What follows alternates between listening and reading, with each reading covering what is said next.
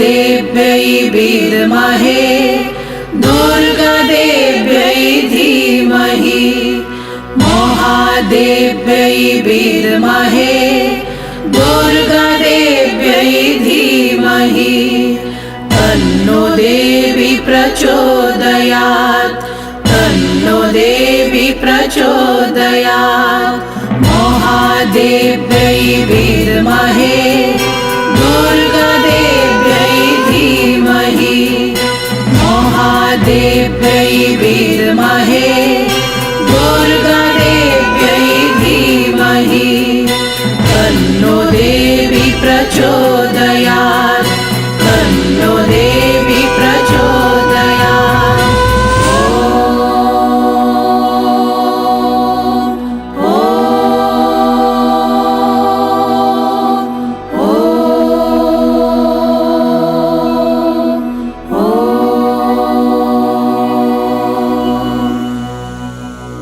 ध्यायेत् सुवर्णवर्णाभां त्रिनेत्रं चारुहासिनीं सर्वलक्षणसम्पन्नम् अर्धेन्दुकृतशेखरां चतुर्भुजां शङ्खचक्रधरां बाणं स्वरूपिणीम् उद्यत्त्रिशूलनिर्भिन्नमहिषां सिंहवाहिनीं मुक्तादामलसत्कण्ठं मुनिभिः स्तुतिपाठकैः सिद्धैर्देवगणैर्जुष्टं कुमारीभिश्च सेविताम् सर्वकामप्रदां दुर्गां वरदां भक्तवत्सलां वरदां भक्तवत्सलां वरदां भक्तवत्सलाम्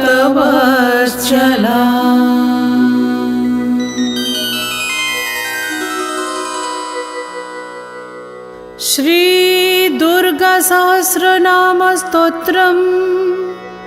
भैरव उवाच अधुना शृणु वक्ष्यामि दुर्गा सर्वस्वमेश्वरी रहस्यं सर्वदेवानां दुर्लभं जन्मिनामपि श्रीदुर्गा तत्त्वमुद्दिष्टम् सारं त्रैलोक्यकारणं मन्त्रनाम सहस्रं च दुर्गायाः पुण्यदं परं यत् पठित्वा शिवे धृत्वा देवी नाम सहस्रकम्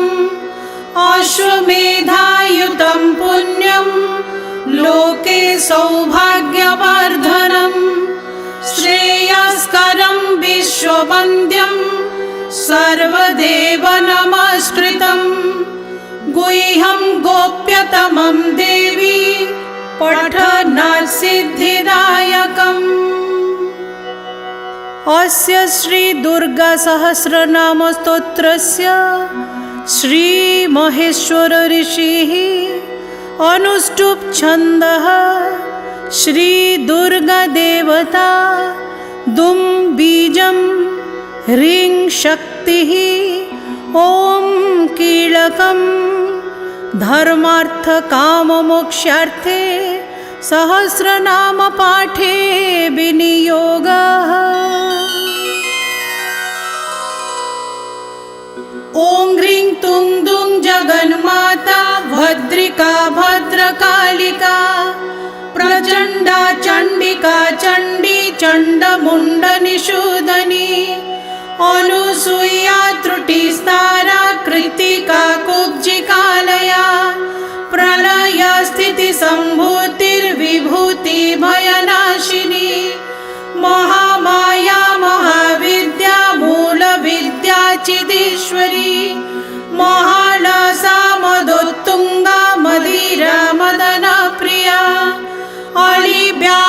सर्वाशु पुण्या पवित्रा परमेश्वरी आदिदेवी कलाकांता त्रिपुरा जगदीश्वरी मनोन्मना महालक्ष्मी सिद्धलक्ष्मी सरस्वती सरित कादंबरी गोधा गुह्यकाली गणेश्वरी गणांबिका जयातापि तपना तापहारिणी तपोमयी दुरालंबा दुष्टग्रह निवारिणी दुःखग्नि सुखदा माध्वी परमामृत सुसुरा सुधा सुधांशु निलया प्रलया नल सन्निभा समस्त संपदं भोज विलया कलिकालया विद्येश्वरी विश्वमयी विराट छंदो गतिर्मतिः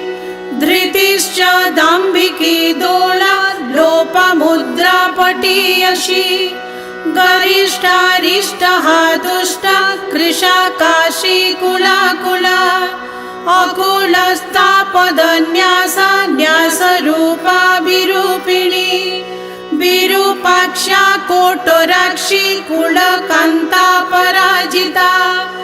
अजिता कुलिका लंपा लंपटा त्रिपुरेश्वरी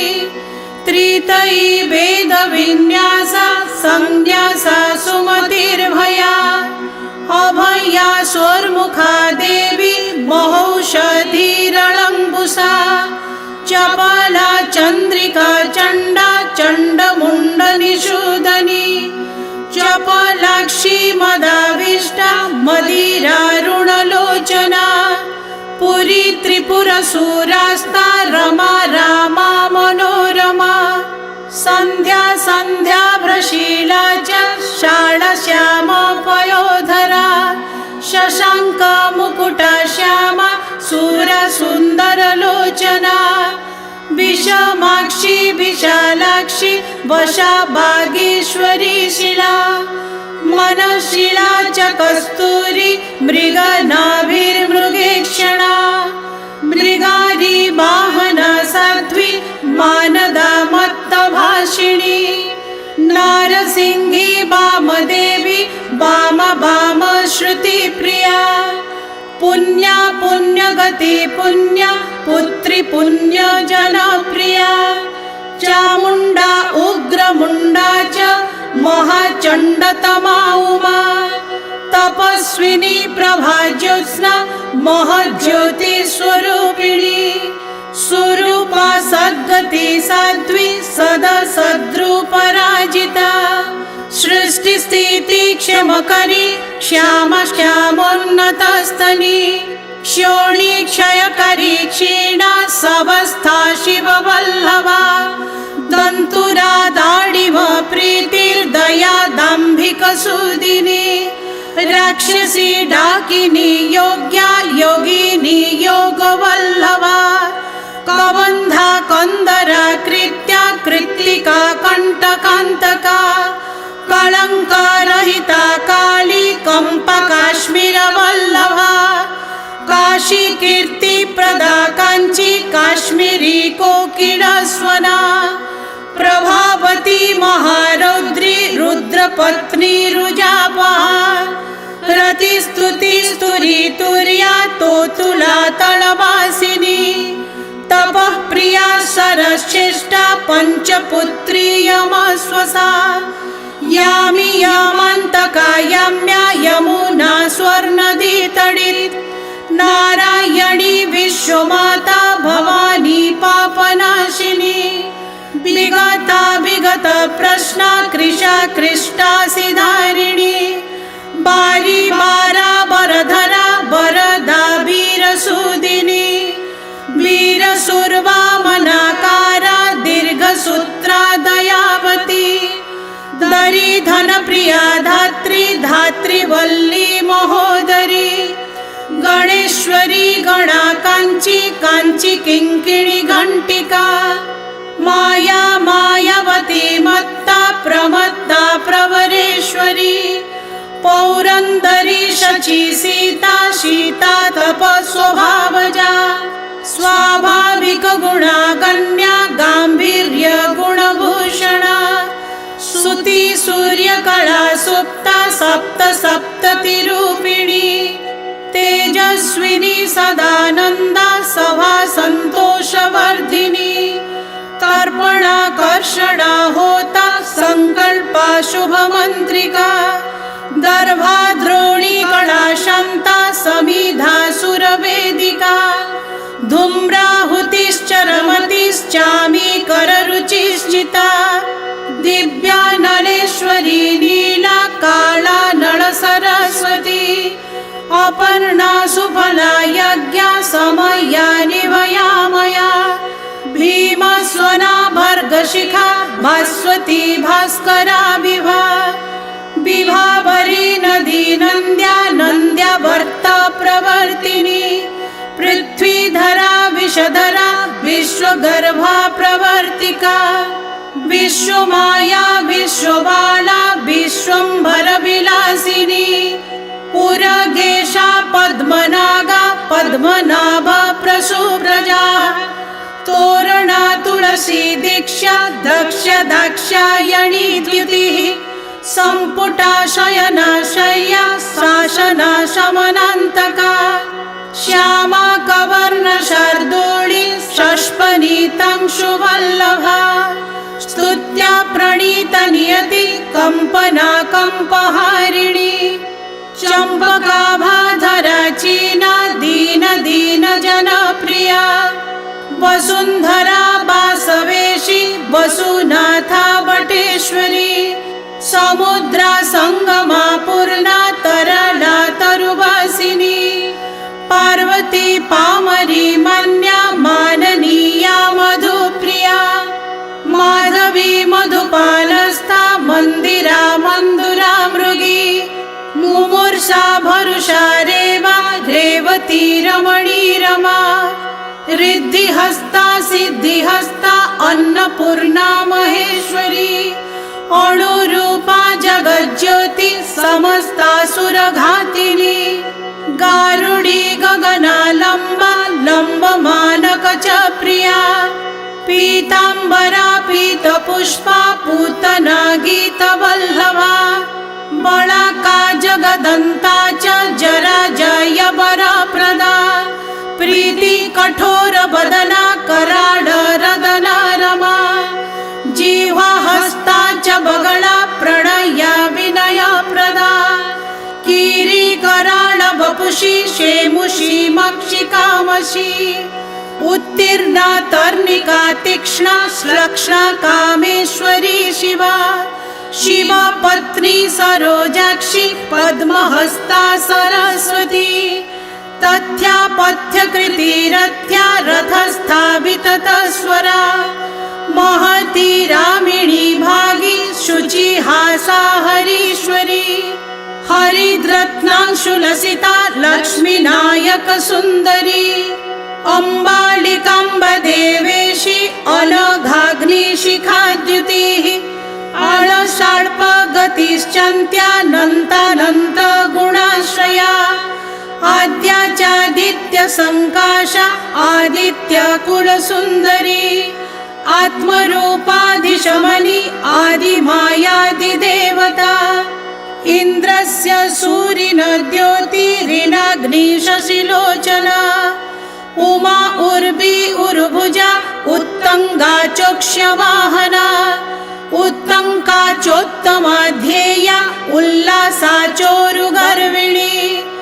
उष्मा ऊणा च गुरुवंगी ऊर्ध्वाक्षी ऊर्ध्वमस्तका रिद्धिरज्जा च वर्णेशी ऋणहंत्री च वार्तकी रिद्धिजा चारुवस्त्रा च ऋणीभासा महानसा ऋकारा ऋकरालीना ऋकार वरधारिणी एणांक मुकुटाचेह चारुचंद्रकलाकला एकारगतिरैश्वर्य दायिनी चेश्वरी गाता ओंकार बीज रूपा च औत्रिकी बीजधारिणी अंबिका लंपिका वाच अश्वरोद्गार रूपिणी काली च भद्रकाली च कालिका कालवल्लभा कदंब निलया कंथा कांची मंडन मंडिता कळंकरहिता कुर्पा कांचनाभा करीरगा कनकाचलवासाचा कारुण्याकुलमानसा कुलस्था कौलिनी कुल्या कुरुकुल्ला कपालिनी कपालकुल निर्विर्णा क्रिंकारा कंजलोचना खंजनाक्षी खड्गधरा खेटकायुधभूषणा खर्पराढ्या च खडः खेटिनी खेचरी खगा खगायुधा खगगती खकाराक्षरभूषणा गणाध्यक्षा गजगतिर्गणेश जननी गदा गोधा गदाधर प्राज्ञा गगनेशी महिमला घुरघुरा घट भुरघुरका घुषणाभा घनेश्वरी घनसार प्रिया साम्य घवर्ण ऋतभूषणा चंद्री चंद्रसुताचार्वी चंद्रिका चंडनीश्वना चंचरीका स्वना देवी चंचचामी करांगदा छत्रिका छुरिका छच्छा छत्र चामरभूषणा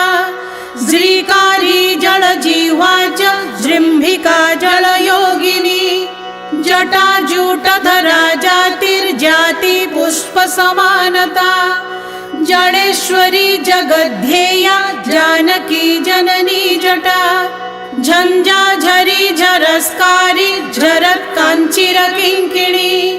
झिंटिका झंप कृज्झंपा झंप त्रास निवारिणी न्यणुरूपा न्यक्वहस्ता न्यकाराक्षर सम्मता टंकायुधा महातत्या टंकरा करुणाटसी ठक्कुरा ठत्करा ठानी डिंडिर बसनाडळा ढंडा निळमयी दंडा ढणत्कार कराढसा णंता नणीणिनायुधा नवर्णाक्षरभूषणा तरुणी तुंदिळा तोदा तामसी तामसप्रिया ताम्रानना ताम्रकरा ताम्रांबरधरा तुळा तापत्रयहरा तापी तैलसक्ता तिळोत्तमा स्थाणुपत्नी स्थळी स्थूला स्थिती स्थैर्यधरा स्थूला दंतिनी दंतुरा दाबी देवकी देवनायिका दमिनी शमिनी दंड्या दंडहस्ता दुरानती दुर्वारा दुर्गतिर्दाक्षी द्राक्षा द्रविडवासिनी दूरस्था दुंदुभिध्वाना दरदादरनाशिनी दुःखग्नीचा दृगा द्रष्टा दया दांभिक्यनाशिनी धर्म्या धर्म प्रसुरधन्या धन दाधातृवल्लभा धनुर्धरा धनुर्वल्ली धनुष्क वरदायिनी धूमाली धूम्रवदना धूमश्री धूम्रलोचना नळिनी नर्तकीनान्ता नंगा नळिनलोचना निर्मला निगमाचारा निम्नगा नगजानिमी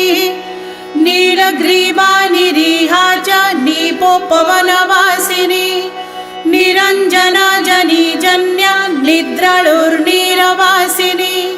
नटिनी नाट्यनिरता नवनीत प्रिया नीला नारायणी निराकारा निर्लिपा नित्यवल्लभा पद्मावती पद्मकरा पुत्रदा पुत्रवत्सला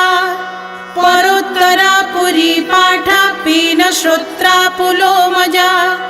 पुष्पिणी पुस्तककरा पटु पाटीरवाहना पापघ्रीशंपिनी पाली पली परमसुंदरी पिशाची च पिशाचग्नि पानपात्रधरा पुटा पूर्णिमा पंचमी पौत्री पुरुरवरा प्रदा पंचयज्ञा पंचशरी पंचाशतमनुप्रिया पंचाळी पंचपुत्रा च पूर्णा पूर्णमनोरथा फलिनी फलदात्री च फलहस्ता फणिप्रिया फिरंगहा स्फीतमती स्फीति स्फीतिमणि स्फुरा वळा माया वळस्तन्या बिल्लसेना बला बला वगाळेश्वर पूज्याच्या बलिनी वळवर्धिनी बुद्धमाता बौद्धमातिर्बद्ध बंधनमोचनी भगिनी भगमालाच्या भगलिंगामृतश्रवा भीमेश्वरी च भीरुंडा भगेशी भगमर्षिणी भगलिंगस्थिता भग्या भाग्यदा भग्यमालिनी मत्ता मनोहरा मैना मैनक जननी मुरी मुरली मानवी होत्री महस्वी जनमोदिता मत्त मातंग गामाद्री मराळ गतिरंचळा यज्ञेश्वरीश्वरी यज्ञ यजुर्वेद प्रियाश्रिता यशोबती यतिस्था च यतिस्था यतिवल्लभा यवनी यौवनस्था च यवा यक्षजनाश्रया यज्ञसूत्रप्रदा ज्येष्ठा यज्ञभूर्युपमालिनी रञ्जिता राजपत्नी च राजसूया फलप्रदा रजोवती रजश्चित्रा राज्यदा राज्यवर्धिनी राज्ञी रात्रिं च रेशानि रोगघ्नी त्रिपुरेश्वरी ललिता लतिका लाप्या लोपा ललनलालसा लाटीरद्रुमवासा च पाटीरद्रुमवर्तिनी लंका ललज्जटाजूटा लंघिता सुरसुंदरी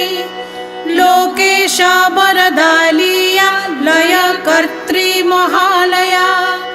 वेदिर्विमग्नबाणी च बेडा बेडोर्वनेश्वरी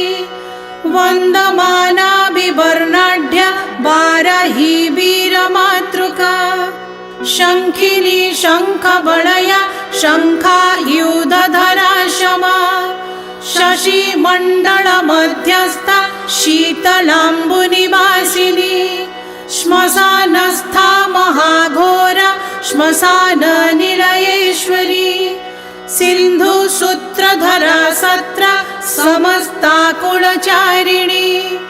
सप्तमी सात्विकी सत्त्वा सूत्रस्था सुरसूदिनी सुरेश्वरी संपदाद्या समस्ताचलचारिणी समदा संमति संमा सवना सवनेश्वरी हंसी हरिप्रिया हस्या हरिनेता हराम्बिका हेषा हटीश्वरी हीरा फलिनी फलदायिनी हेहा हाहार बाहाळ हाळ हाळ हताशया क्षेमा क्षेमप्रदा क्षमा क्षौमाम्बरधराक्षया क्षिति क्षीरप्रिया लक्ष्य क्षितिभृत्तनयोक्षुधा क्षत्रिणी ब्राह्मणी क्षेत्र क्षपाक्ष बीजमण्डिता लक्ष्यबीजस्वरूपा च क्षकराक्षरमातृका दुर्गन्धनाशिनी दुर्वा दुर्गमा दुर्गनाशिनी दुर्गा दुर्गार्तिनाशिनी ॐ ह्रीं दुं बीजमण्डिता इति नाम सहस्रं तु मन्त्रगर्भं महाफलं दुर्गा या दुर्गतिहरं सर्वदेवा नमस्कृतं सर्वमन्त्रमयं दिव्यं देवदानवपूजितं श्रेयस्करं महापुण्यं महापातकनाशनं य पठेत् पाठयेद्वापि शृणोति श्रावयेत् तथा समाहापातकैर्मुक्तो देवदानवसेवितः इह लोके सुखं भुक्त्वा परत्र त्रिदिवं व्रजेत् दुर्गनाम सहस्रं तु मूलमन्त्रैकसाधनम् अर्धरात्रे पठेद् वीरो मधुरं भवसेवितं त्रिवारं वर्म पूर्वं तु भवेद् वागीशसन्निभः या पठेत् देवी मध्याह्ने स्त्रीयुतो मुक्तकुन्तलाः तस्य वैरीकुलं त्रस्येत् दर्शनादेव नश्यति। दहनादिव देवेशि पतङ्गकुलमद्रिजे या पठेत् वेतसी मूले सायं पूजितभैरवः तस्यास्य कुहराद्वाणि निसरेत् गद्यपद्यभाक् या पठेत् सततं देवी शयने स्त्रीरताकुला स भवेद् वैरिविध्वंसी धनेन धनदोपमाः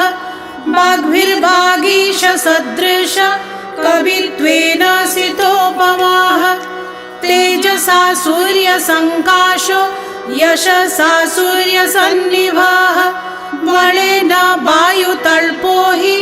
लक्ष्म्या गिर्वाणनायकाः देवी किं बहुनोक्तेन स भवेद् भैरवोपमाः स्तम्भनाकर्षणोच्चाट वशीकरणकक्षमाः रवौ भुर्जे लिखेद् देवी निशीथे बाष्टगन्धकैः संन्यस्तरे तु राजसै साधको मन्त्रसाधकाः